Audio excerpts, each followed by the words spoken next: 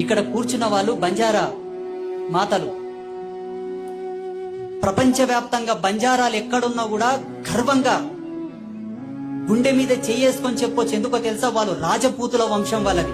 ఒకప్పుడు ఈ భూమండలాన్ని పరిపాలించారు వాళ్ళు. వాళ్ళకు మంచితనం అనేది అలంకారం, మోసం చేయడం రాదు.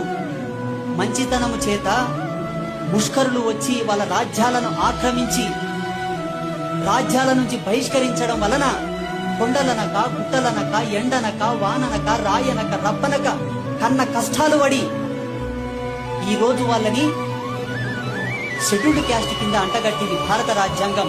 ఈ దేశానికి అసలైన వారసులు వాళ్ళే.